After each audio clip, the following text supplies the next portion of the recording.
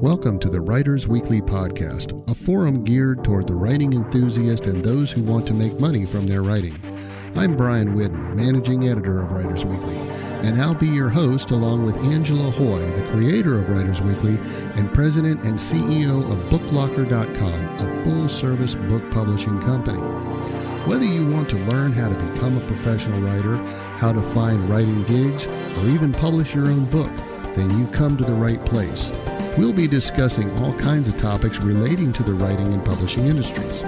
Don't forget, you can also click over to writersweekly.com.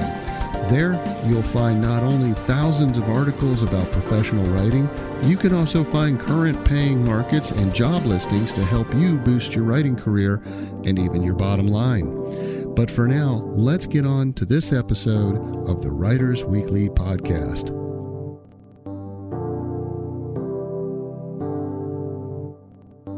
Hello again, and welcome to another episode of the Writers Weekly Podcast. Once again, I'm Brian Whidden, your host. I'm here with Angela Hoy. I'm here, and I have a sore throat, so sorry. And with us again is Clayton Jones. Clayton's one of our editors, and he wears a whole lot of other hats. Clayton, tell us a little bit about yourself for those who have not heard of you before. Sure, Brian. First of all, thanks for having me on again, y'all. This is always a good Always time. glad to have you. We always have fun, don't we? Have a good time. Yeah, we do. Today's We do. going to be a good one too. I think so. Yeah. In addition to editing, I market books. I also write screenplays and TV shows and produce podcasts, and I teach at the University of Tennessee. Clayton's also a great musician. And just does all kinds of stuff. So, Singer-songwriter. Yep. Hey, tell our listeners a couple of the celebrities you've rubbed elbows with your literary career. Well, I got to spend some time with Billy Bob Thornton. I hear from him every now and again. Tom Coyne, the golf writer. Let's see, who are some others? I got to meet Ethan Hawke one time. That was pretty cool. Pony Boy. Yeah. Yeah, From The Outsiders. Yeah, C. Thomas Howell. He's awesome. There's a bunch of others. Yeah.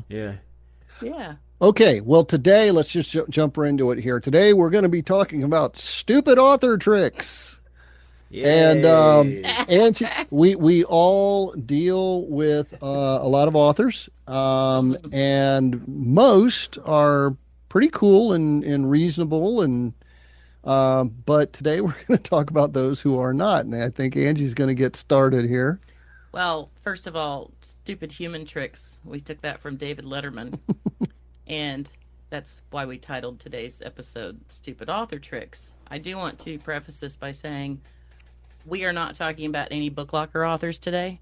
We're talking about authors who've contacted us over the years that we did not end up working with and why.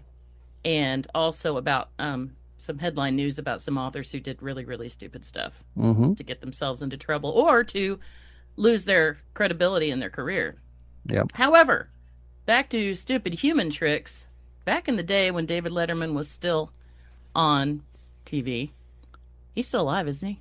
Yeah, he looks like Santa now. Yeah, David Letterman's still alive. He looks like crystal meth Santa Claus. Anyway, when he started the stupid human tricks, I thought, I should send a letter to his office because I can swallow my own tongue. Mm-hmm. Silence, right? That one should have gone on creepy. Yeah, it's tricks. like how do you show that on TV? Well, if we get enough likes on this episode, I'll put a video. I'll have you record me swallowing my own tongue. No, I can actually swallow my own tongue. It goes behind my soft palate. I did it for my dentist one time. She couldn't believe it. She'd never seen anybody do it. What happens if you can't get it back out? It always comes back out. Okay. I've got muscles. I just pull it right back out.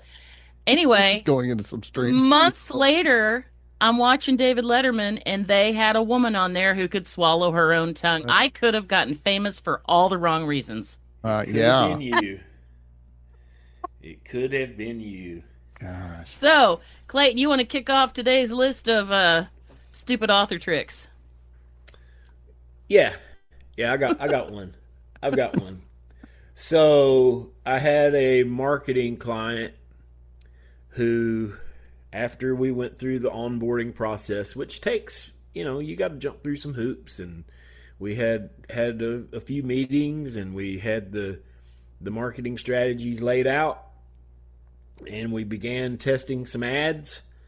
And after about 3 days of that, I was told that there was zero exposure from this marketing campaign, and the author wanted a full refund.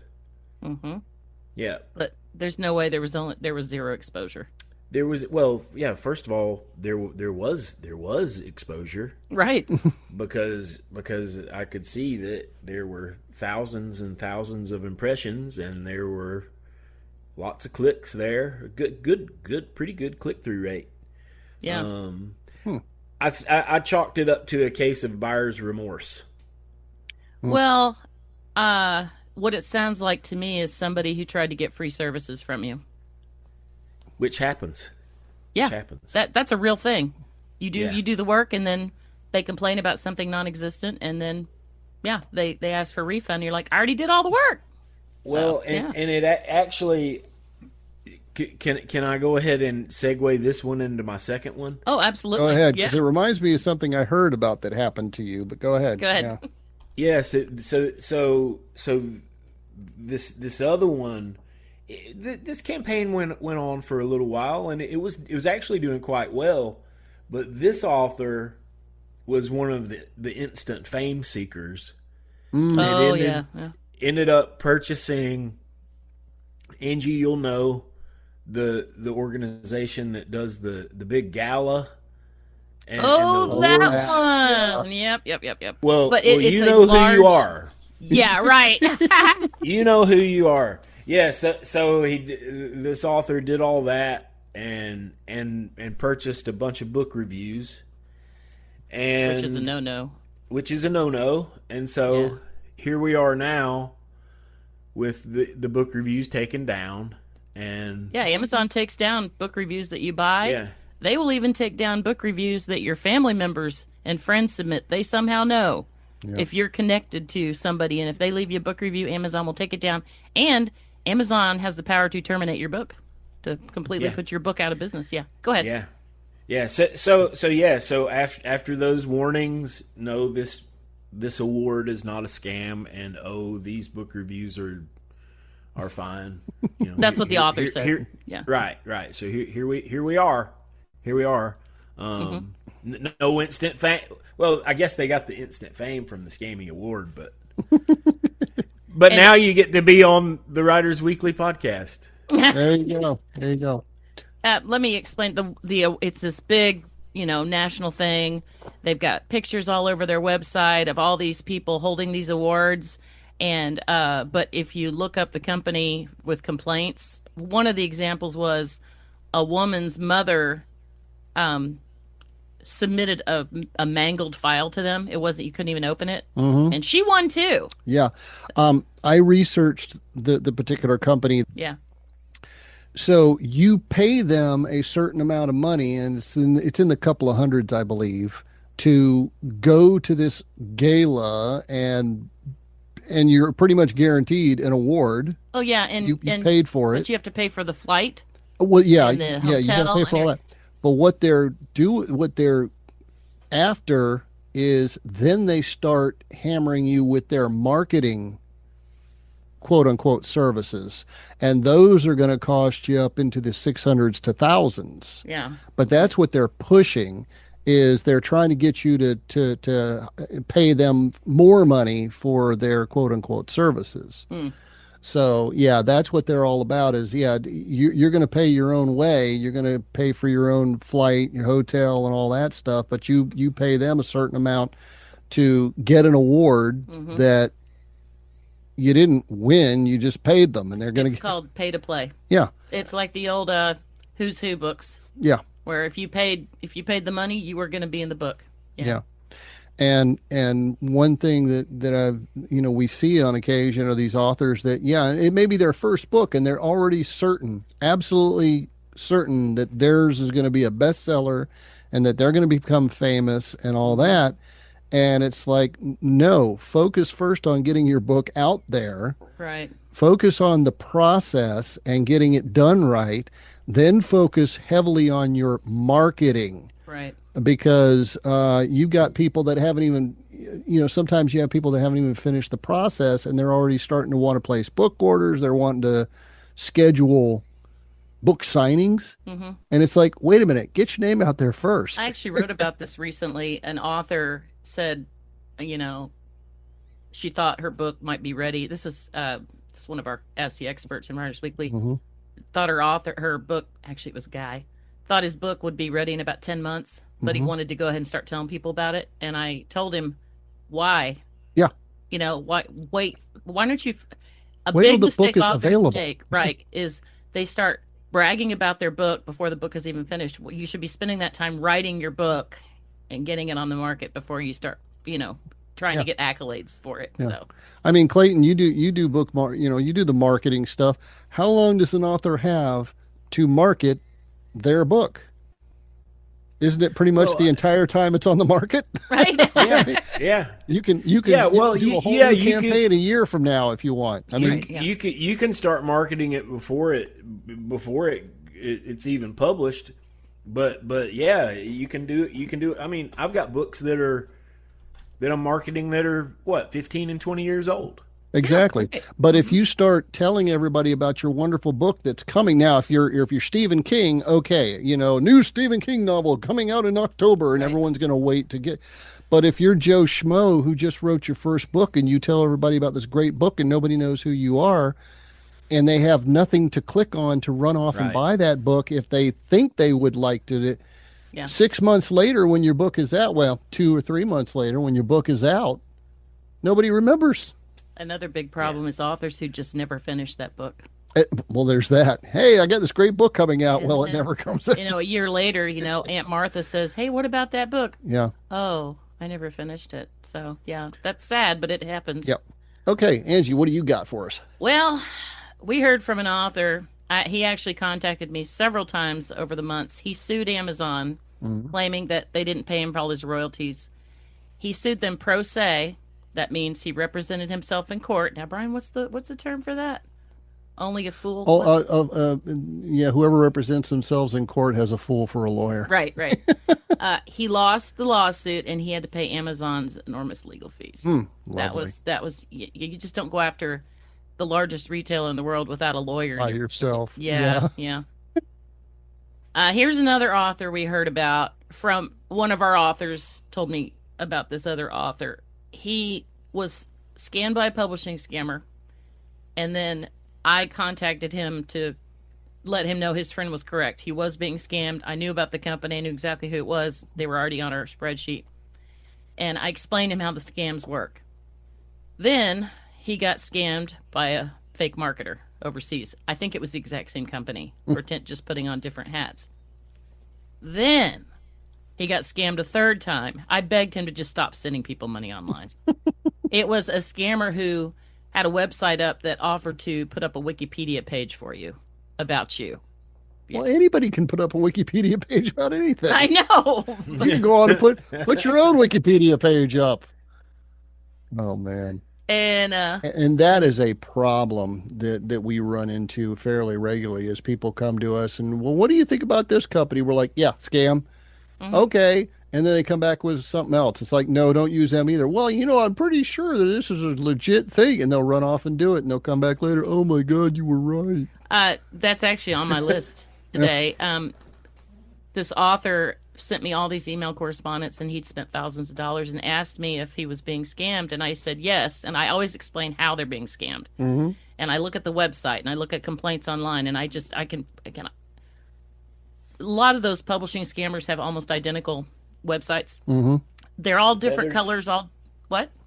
Yeah, the quills. Yeah, the feather quills. they've got like, a horizontal line of major media logos that none of their books have ever been featured on. They've got different book covers and different colors and different logos, but the design of the website's almost exactly the same for all of them. So I explained to authors, I explained to this one in particular, and I do this all day, every day, because people contact me who think they're being scammed. Yeah. And he said, I think I'm getting scammed. And I said, yeah. How much did you spend? It was thousands of dollars. I said, yeah, they were already on my spreadsheet. They are a scammer. And I wrote it. I sent him all the information about this scammer, and he wrote me back trying to convince me he was not being scammed. So why'd you ask in the first place? Right. Yeah. Clayton, you got more on your list there? Yeah. Clayton's sitting back with his arms crossed. This is a pretty big one. So I was contracted to ghostwrite a memoir. Oh, I remember this story. Yeah, and began the outlining process and began the interview process. And the longer this project went on, I was writing the book. Yeah. But the longer this project went on, the more red flags the more red flags kept coming up. So it was the subject matter was pretty dark, and there were a lot of accusations being made against institutions and living people. Mm-hmm. And so eventually I said, okay, I need to see the evidence, all the proof of all these allegations, because if we're simply making all these accusations against these places and there's not published proof about this, then this opens up liability not only for you but for me and for the publisher. Mm-hmm. Right, exactly. Oh, okay. Well, we've got the proof. The proof never happened. Mm-hmm. And so after I insisted that, well, I did indicate that, yeah, maybe I didn't really believe what they were telling me, but that wasn't even the point. No, I didn't believe it. I did. Yeah, if I was asked straight up, did you believe? There something happened. Yes. Yeah. There was something that happened, but when it came down to it, we had to terminate the project because there were just too many liabilities for too many people. Mm-hmm. And they did not provide you with proof of any of it, right? They never provided me with a shred of anything.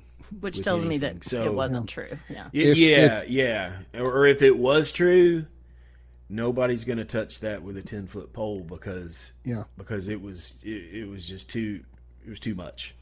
Yeah. If you're going to write a book about somebody having done something illegal or immoral or whatever, there had better be pre-published proof of that accusation, and you can write about, the court reported this, or it's documented over here that such and so did this and that and was found guilty of it. But to just sit there and say, my wife cheated on me, my dad molested me, whatever, and there's no proof on that, then you're definitely looking at liability. Oh yeah. My wife is a huge true crime podcast fan.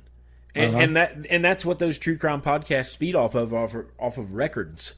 Yeah, right. And exactly. off of legitimate interviews with people that are going on record to say this is what happened. But so no, when they came back and they said, well, but we thought that this book was just going to be, pretty much what we said happened. I'm like, yeah, but you can't do that.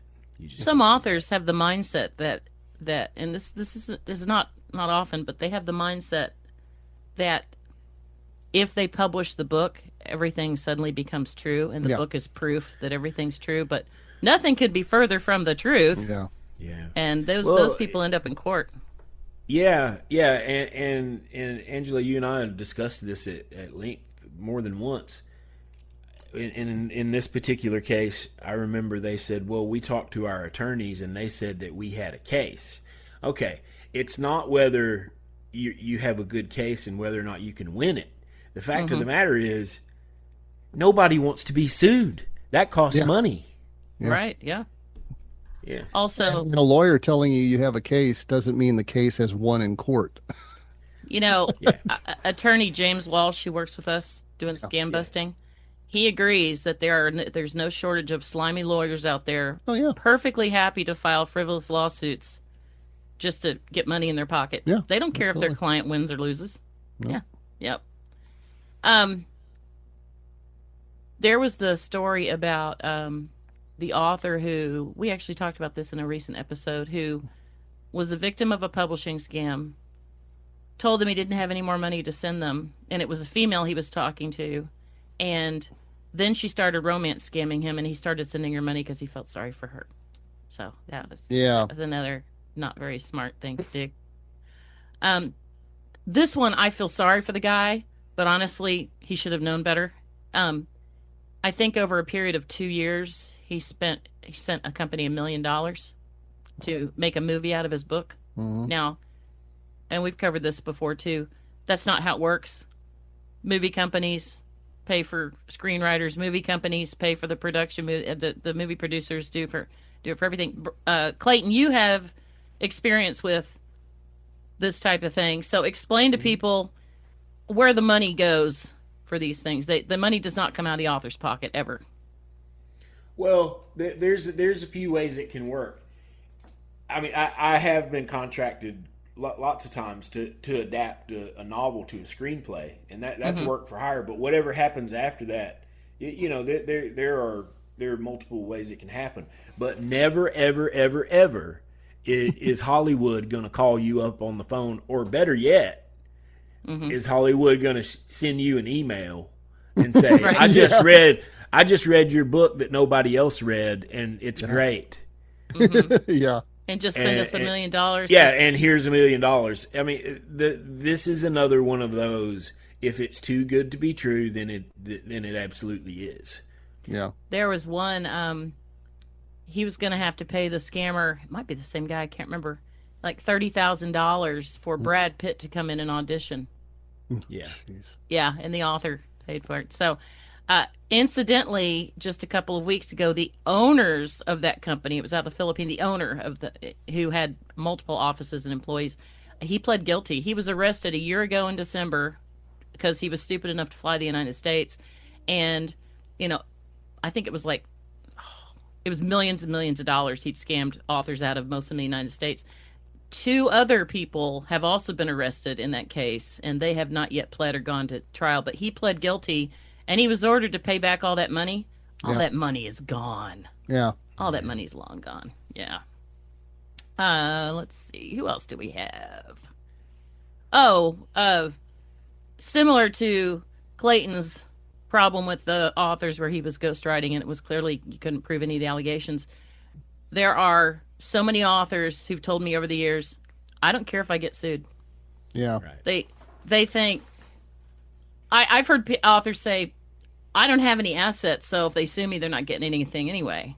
Well, you're going to have to figure out a way to pay that defense lawyer, if you get sued. Exactly. And if you just don't show up, then they get a judgment against you, and then they can come take your assets. And just because you don't care if you get sued doesn't mean your publisher doesn't care if they get sued. Right. Or your editor. Or your editor. Right. Anybody in the process that a lawyer's going to go after, deep pockets and all that. Mm-hmm. Yep. And then I just brought this up to a few Facebook groups this week because authors are not thinking about the implications of using AI. If you use AI to write a book, and your book is similar to another copyrighted work, which it probably will be because AI, trains itself with other books and other things, you can get sued for copyright infringement. And you can't tell me that people are using AI to write books don't know that their books are being written using other people's materials. Yeah.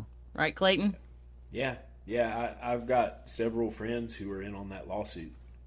Oh, Anthropic? Yeah. Their books were used to train chat and other programs to learn how to write. So Yeah. Yep. Yeah. What other horror stories you got for us, Clayton? He's looking at his list. Oh boy, this one really fits under the stupid author tricks. Okay.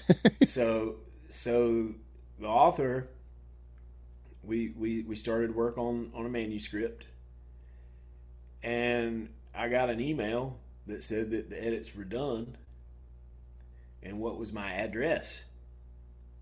And I'm like, what do you mean? Because the author printed out the book and did their edits on a piece of paper and wanted to mail them to me. And wanted you to type all those corrections into the manuscript? Yes. Oh my word. Yeah. Unfortunately, that's not how the manuscript was going to be released. Yeah. Yeah, right. You know? Similar story. We were contacted by an author a month or so ago. He had one copy of his printed out manuscript, didn't have it on his computer. I think it was typewritten back in the day. He mailed the whole thing, the only copy, to one of the scam publishers. Oh, Lord. And he never got it back. Yeah, that's sad. And in this day and age, it's like nobody accepts a typewritten, printed manuscript. Well, Publishes it. Well, Allie at our office has received printed manuscripts, some of them handwritten over the years, and she offers on the side freelance. She offers pay to have that digitized. She offers word processing services, and she always tells them, "Do not send me your only copy. You never know what's going to happen with the mail." Yeah. But that's, if you haven't learned to use a computer yet, it's time to, jump on the wagon here and join the rest of society and write your manuscript That's right. in a Word document. Yeah. We've heard this over the years. I know I've sold so many copies of my book because so many of my friends and family members told me they bought the book. Mm-hmm. We actually did a podcast episode about this, when family members and friends lie about buying your book. Yeah. And it's so embarrassing for the author because they have to go back to family. Because I say, okay, if they said they bought it from Amazon, ask them for a copy of their Amazon receipt. 100% of the time it doesn't exist. So that's embarrassing. And I've heard this a few times over the years. I've heard this about our 24-hour short story contest and about authors who were submitting their manuscripts to traditional publishers. I can't believe nobody will accept my book. My mom says it's the best thing she's ever read. Now, we've heard that. You've heard that too, right, Clayton? Yeah. My mom thinks my book is good too. Right? So when we do the 24-hour short story contest.com, we have it every quarter, and every single one we hear from the people that what's the word I use? People that didn't win. Sour grapes. Oh, okay. So I actually have a form response to these people. I've seen says, that, yeah. Every once in a while we get a sour grapes message like this, and I will even go back to their story and say, look, this is why these 3 stories won and yours didn't. And I'm very nice about it, except for the sour grapes part. But so many over the years have said, my mom read the top 3 winning stories and she said mine's better. So, and that, boy, you know what? Even if your mother did say that, which probably most times they did, why would you go back to the company? And it's just so unprofessional. Yeah. Wonder how many complaints we're going to get after people listen to this episode. But this is educational. This is a list of things authors should never do. Don't do these things. Yeah. Right. And Clayton, talk about the authors who get the professionally edited version of their book back, because you offer professional editing services and you're excellent. Our Book Locker authors love you. And then they just can't help themselves. What do they do? Yeah. This one was. I've got one particularly in mind. So when you do a comprehensive edit, that includes a developmental edit, which means we're spending a lot of time on this. we'll go through the manuscript, multiple times, probably 6 times after it's all said and done. And so, sometimes these manuscripts can take 3 months or even a year if it's a really long book, and depending on how much work we've done on it. So what happens and what has happened, went through this long process, and look, I care about these manuscripts. I do. Yeah. I put my heart and soul into them too. So when the author gets it back and they decide that it's not to their liking or something, and put it in AI and have AI rewrite the book and add parts and take away parts, it just, that's definitely a stupid author trick. I've also seen where authors, first of all, they've read their own book so many times they don't see the errors anymore. And a lot of them make repetitious errors, like using it's with an apostrophe when it shouldn't be, or vice versa, shouldn't have one, or vice versa. And then when they go into the professionally edited, clean, perfect manuscript and start making changes, they start inserting those errors all over again, everywhere they make changes. And then some of them actually expect the editor to go through the entire manuscript and fix everything all over again. Well, that was never part of the original contract. Yeah. So what Clayton and I tell authors is, it's perfect, it's almost perfect, or it's perfect. Don't go in and start making changes, because you're going to insert the same errors that were in it before. And 95% of the time, the authors do not listen to us, and they go in and do it. So that is not a smart thing for authors to do. Yeah, it happens way more than it should. Yeah. Oh, Clayton, you're going to know who I'm talking about. Okay. We've both had dealings with this author.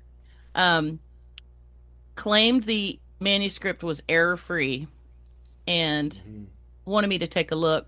We didn't sign up to publish this person's book. And I pointed out several errors and insisted that the errors were not his, and that a previous company that worked on his book, they had inserted the errors. But that was after he sent it to me and said, this is an error-free, completely clean manuscript. Yeah. Isn't this the one that misspelled something on his email to you? Yes. Telling you how perfect his book was and there were no spelling errors? Yeah. He forwarded his own email back to me and said, oh, there was a mistake in my previous email. I feel like there was also a little bit of there was a comment that the things that appear to be errors are not errors; those are stylistic choices. Yeah. And we've heard that before, haven't we? Yeah. Well, style. Yeah. Well, the reader's going to get what I mean. Yeah. Yeah. Right. Oh, that's one of the scammers. Yeah. On Facebook, I said, you clearly, English isn't your first language. You want to market my book, but you don't use correct punctuation, spelling, or capitalization. And he said, yeah, but you knew what I meant. Yeah. Lord. Listen to what I mean, not to what I say. Right. Yeah. Right. Yeah. And, there's also authors who will spend a lot of time on their book, and we don't publish these books because we're very selective about what we publish, but they get so tired of editing their own book, they just stop and put it on the market. Yeah. And they don't care if there's errors at all. That's a bad idea, because, boy, you get 1 or 2 1-star reviews, nobody's going to buy your book anymore. Right. Yeah. Clayton, you got to have more on your list. Oh, I've got one more. One more. Go for it. Can I get a drum roll, please? It's the all dialogue manuscript. Oh, that one. Oh, yeah. The all dialogue manuscript. Yep. Mm-hmm. Everybody. No narration whatsoever. No narration, no nothing, no punctuation. Just an all dialogue manuscript. No descriptions. Oh, also didn't say nothing. He said or she said. You never Didn't knew say who was that talking. either. Right? Yeah, right. Nope. Well. And when you notified the author, let's say it was a female. Yeah, it was. How did the author react? They were very surprised. They My were very wife upset. my wife said that this was a really good book. The author's wife. Yeah, Right. The And author's yes, wife. That's not Clayton's wife. Yeah. yeah. Yeah. Yeah. I also heard from that person very upset. Mm. So, and I said, it doesn't make any sense. Mm-hmm. You never know who's talking. You don't know what's going on in the background. There's no setting, nothing. Mm-hmm. So, still very upset. Now I've got Yeah. one. Go ahead. I'm sorry. I was just gonna say, yeah, it was literally what 80,000 words. Yeah. Just one long paragraph, if I Mhm. remember right. Yeah. Yeah. But it was Strung different people together talking, dialogue. but you never knew who was talking. Yeah. Yeah. Right.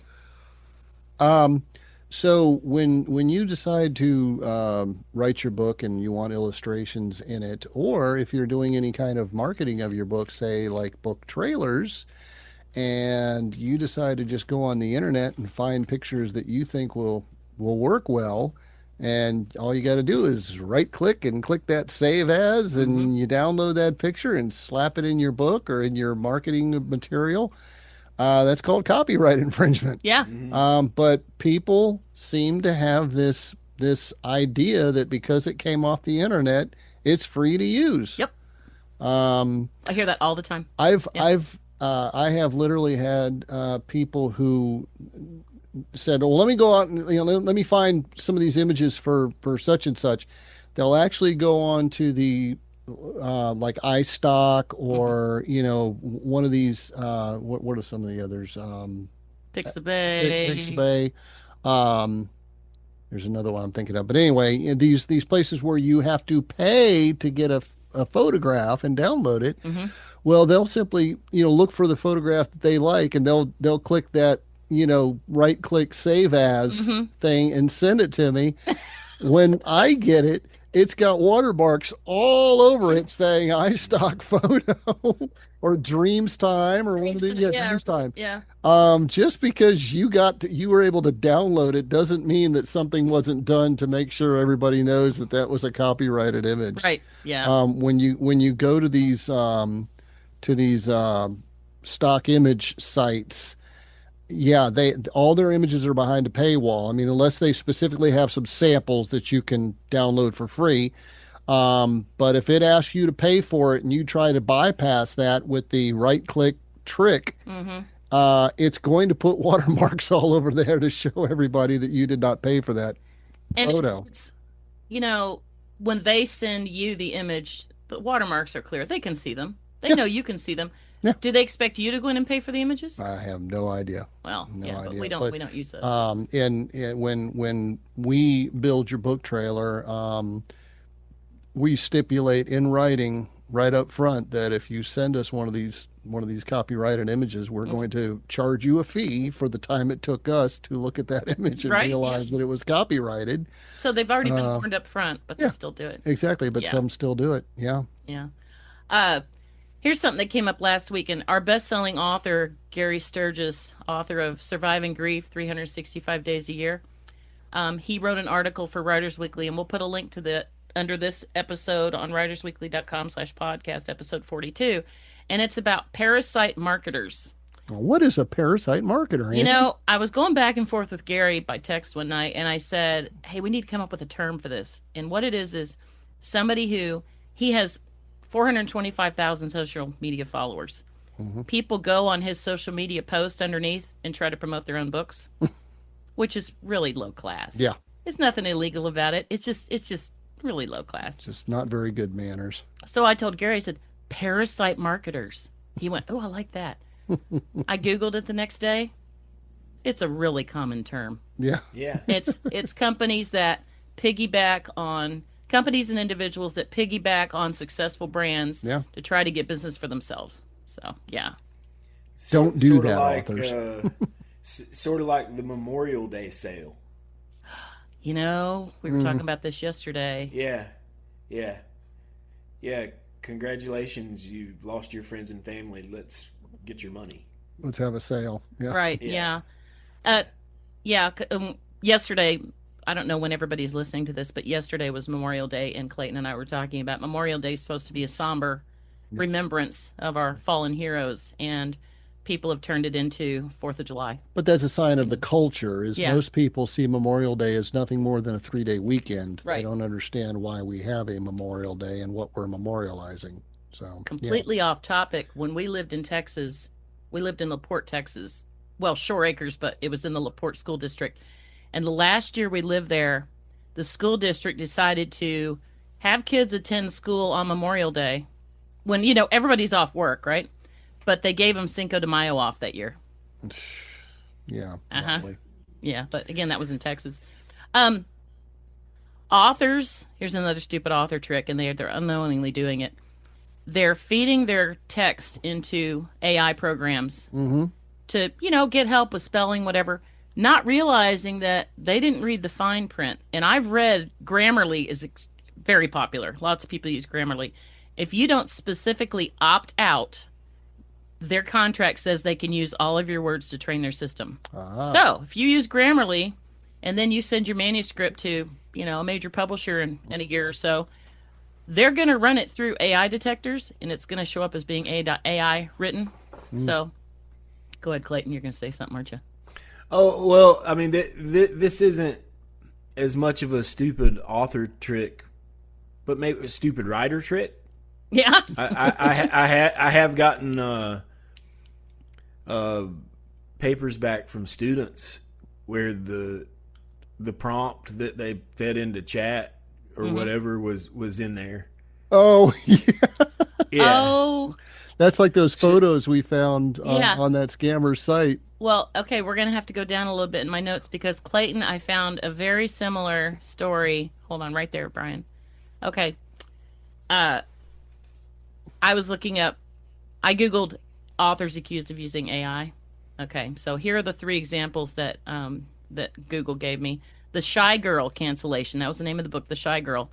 Hatchet, which is a major publisher, canceled the U.S. and U.K. release of Shy Girl by horror author Mia Ballard. Might be Mia. The cancellation followed a New York Times report that presented compelling evidence of AI-generated content sparking significant industry fallout. Here's another one. The hidden prompt blunders. That's what Clayton was just talking about. Yeah, the hidden prompt. That's Yep. what it was. Several indie and traditionally published authors, including fantasy author Lena McDonald and romance writer Scarlett Crown, faced severe online backlash after readers discovered raw AI-generated text or chatbot prompts accidentally left inside their published novels. I mean, somebody didn't do a very good editing job. Right? And these traditional publishers, they have professional editors. How could they possibly miss that? So here's the prompt that was left in one of the books. I found a screenshot of it on Reddit. I've rewritten, I should read this like a robot. I've rewritten the passage to assign more with Jay Bree's style, which features more tension, gritty undertones, and raw emotional subtext beneath the supernatural elements. Right after this prompt in the book, it just keeps going. The book just keeps going. We need to tell Kai, Roman says. So it sounds like Roman's saying we need to tell Kai about what this chatbot just said about his book. Yeah. Classic. That was just great. There were a couple of professors that published a paper in a UK academic journal, a peer-reviewed academic journal. And this one made it to publication until somebody finally saw in the research that it said Chat GPT says. Embedded in there somewhere. That one was pretty famous. Did you hear about... It just causes so many problems. I mean, it does. The AI does. And I can't help but think that it's made it a little too easy for people that probably shouldn't be writing books. Exactly. Well, they're not even writing books. They're prompting They're cheating. a computer. Yeah, they're prompting a computer To write the book. Yeah, I call them to write cheaters. the book. Have you heard of Steven Rosenbaum? Yeah, I think so. Yeah. Yeah. He was busted using fake AI generated quotes in his book, which was critiquing AI. He wrote a book, anti-AI book, and got caught using fake AI generated quotes in his book. I found that on Daily Beast. And according to The Guardian, this is not an author, this is a journalist, and they mess up too. In fact, they probably have a higher percentage of using AI than authors. According to The Guardian, the New York Times has cut ties with a freelance journalist after discovering he used artificial intelligence to help write a book review that echoed elements of a book review of the same book in The Guardian. So guy writing for the New York Times cheated and stole from The Guardian, and The Guardian figured it out. And anyway, the journalist got fired. Yeah, I remember one inquiry I got. This author, and I'm using air quotes. This author had produced a series of books, like 26 books or something. Mm-hmm. But and I'll just put it this way: this quote, author unquote, had a condition where reading and writing was impossible. Really? Okay. And so when I asked if this book was AI generated, they said, "Oh, just a little bit." 100%. 100% was more like, wow. Yeah. It was the opposite of a little bit. Yeah. Now, when we are judging the 24-hour short story contest, again, 24hourshortstorycontest.com, we do get AI submissions. Yeah, I'm sure. It happens. Sure. Clayton and I are both and Allie is too, so experienced at detecting AI just with our brains, our eyeballs and brains. So a large writing competition in Trinidad has been criticized for choosing, quote, winners who other participants claim submitted stories that were written by AI. Mm-hmm. That's in Trinidad. Another one in London, 3 of 5 regional winners of the prestigious Commonwealth Short Story Prize are suspected of relying on chatbots. Now, I can see some people losing and copying and pasting the winning story into AI detectors, and the more people that do that, the more it's going to show up as being AI detected. Mm-hmm. But for experienced contest judges, they can tell. Plus, the stories just don't have any substance. They're not going to win because they generally suck. You can just tell. And I remember there's a music producer down in Atlanta named Rick Beato, and he's got a YouTube channel that's really great. But he did a video about AI generated music, and some of it, and this was some months back, so you can tell. It has a sound to it. It does. But it's the same with the manuscripts, the AI generated manuscripts. It has a feel to it. It's got something. There's something about it that you're just like, well, you can just tell. This And ain't so got somebody, a voice. Yeah. So somebody asked me the other day, how do I handle that in a classroom situation? How do you prove it? And I said, I don't have to. Yeah. I don't have to. Right. I can tell. I can tell. Yep, I can tell Anyways. too. And this is my last example. High volume authors. There are authors who are creating books, dozens a month, and load them up on Amazon. And I suspect Amazon's already cracking down on that a bit. I suspect Amazon's going to be doing a lot more to crack down on that. Yeah. Because their systems are just getting full of fake books. So tech-focused authors like Tim Boucher have faced intense criticism after writing and self-publishing over 100 books, relying heavily on AI-generated text and imagery. Now, again, cheating. Yeah. But when you can put 100 books on the market within a few months or even a few years, you know it's AI. Yeah. Humans cannot produce that amount of content that fast. Waiting for Clayton to say something. We're not all Jack Kerouac.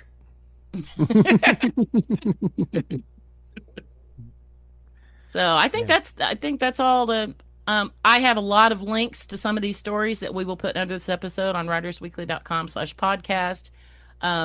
Some people might be offended that we call it stupid author tricks, but a lot of the things that we talked about today were stupid. Well, now that we've gone over all these examples of stupid author tricks, can each of you as professionals give a last parting piece of advice on avoiding these things?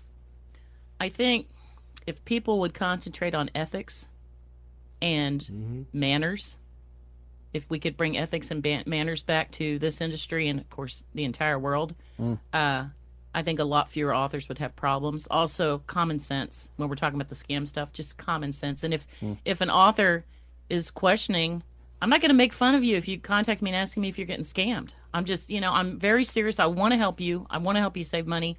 And just Writers Weekly got writersweekly.com/podcast.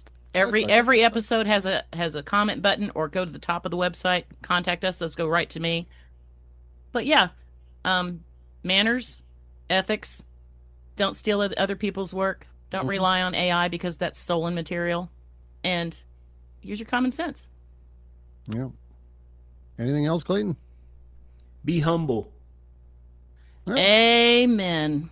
Yeah. There is a large percentage of authors who are narcissists. They think they published a book, they're just greater than everybody else, and their behavior showcases that. Yeah. Correct, Clayton? Yeah. Lots of people out there have written books. You're in a big group. Yeah, right. Yeah. Trying to word this nicely. You're one of many. Yeah. So, Well, over 3 million books are published every year now. There you go. So having published a book isn't like it was back in the 1950s and 60s when very, very few people had a book published every year. It's completely different. Because you've written a book, that doesn't mean you get to treat everybody else like the minimum wage worker at the drive-through. Treat everybody with respect, including your publishers, your editors, the employees of those companies and whatnot. Yeah. We have on our website, before people even sign up, it says, and it's very good because it's a very good indicator. It's very good we have it on the site because it's a good indicator of who we're about to be working with or not. It says, we don't work with jerks. I have amazing team members, employees, contractors, amazing people working for me. When they start working for me, they never leave. I take very good care of my people, and I will not allow even paying customers to treat them like crap. Yeah. I just won't do it. And all of my team members are extremely polite to authors. They're all kind. They're all good people. They're all Christians. And we usually know what we're about to get into, and we have somebody reads that contract and comes back, I don't like that clause that says you don't work for jerks. How dare you? It's actually not in the contract. It's just on the website. I mean, the website. But yeah, if you're offended by that, we have a pretty good idea that we probably don't want to. Oh, yeah. When people contact us, know who you are. Again, you know who you are. Yeah. If you're offended, then you probably need to hold a mirror in front of you for a while. Well, if they're offended by it, we won't work with them. Yeah. Because we already know who they are. But people that write and say, that's hilarious, we're like, yeah, we definitely want to work with you. You're a nice person. So, yeah. All right. We ready to wrap up? Yeah, I got a sore throat, and I think I'm running a fever now. Time to put you to bed. Get some vitamin C. And time for me to set up the couch because I don't want to get sick. So. Oh, well, there's that. You can sleep in the basement. Yeah. Yay. Right next to the podcast studio. So, yeah. Okay. All right, folks. Well, that pretty much does it today. Clayton, thanks for joining us again. It's always fun when you come on. Clayton's been on before. Thanks so much for having me. Yeah, Clayton's been on before, and we've talked about AI with Clayton before, and we talked about editing, so I will put links to those episodes underneath this one as well. Yep. Yeah. And if you've got a book you would like to publish, a manuscript you want reviewed, or if you just need advice, you can contact us at booklocker.com. Or you can go to writersweekly.com, and there's a contact link. I think it's up at the top right of the website. Yeah, and contact us if you need a really, really good editor. Because I had a good book marketer, because Clayton's number one. Exactly. We get so many rave reviews about him. If you got a book you want to publish, come see booklocker.com. We'll treat you right. Family-owned business. Been in business now 27 years. Yeah. And we've got, what do we estimate, about 15,000 books out there? 15, 16,000? We have published more than 17,000 books in the past 27 years. Need to catch up here. Yeah, right? So, Get behind on your math there. But the prices are right, and so is the way we're going to treat you. So come see us at booklocker.com. Yeah. All right. Last words for anybody. Where's the thermometer? Okay. All right, folks. So that's about going to wrap it up. We will see you next time on the Writers Weekly Podcast. Thanks, Clayton. Thank you. Y'all have a great day. Bye, everybody.